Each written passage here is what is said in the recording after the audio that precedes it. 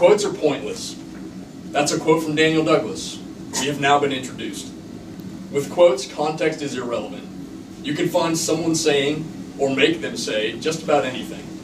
A. Milne, in If I May, said, "A quotation is a handy thing to have about, saving one the trouble of thinking for oneself," which might be why I use them. Thought isn't something I often lack in. Mom, Dad, their spouses, my wife, and all 13 of my siblings would hardly call me thoughtless. My wife loves this quality, and also hates it. Perhaps you are nodding and understanding, but maybe you would rather agree with James Daly when he said, "You can't be distracted by the noise of misinformation." Noise in the vernacular can mean busyness.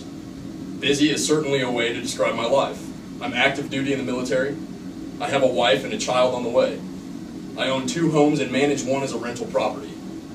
I own 2 cars, one of which I am currently scrounging up cash to pay for repairs from a recent foray into a ditch. I'm taking 9 credit hours in a shortened time frame in order to attain my college degree. And I recently learned that I'll be attending language training, which means more homework and a heavier course load. This is not unusual. This is my life. Every day is a run, me running, racing to a finish line that I haven't identified, and often against people I don't know. Busy doesn't mean work, though. As Thomas Edison said, being busy does not always mean real work. The object of all work is production or accomplishment. Seeming to do is not doing. We keep ourselves busy as we keep the noise level high, and sometimes I wonder if John Lennon nailed the clarity on that when he said, "Life is what happens when you are busy making other plans." All of this is inconsequential, as who I am is not what I do. Who I am is a person who loves different perspectives and loves even more to know the truth. I am often brutally honest with people, sacrificing kindness for efficiency. My view on efficiency keeps me from finding enjoyment in talking or sharing about myself. It seems like a waste of time or just a way to stay busy and stack on more work.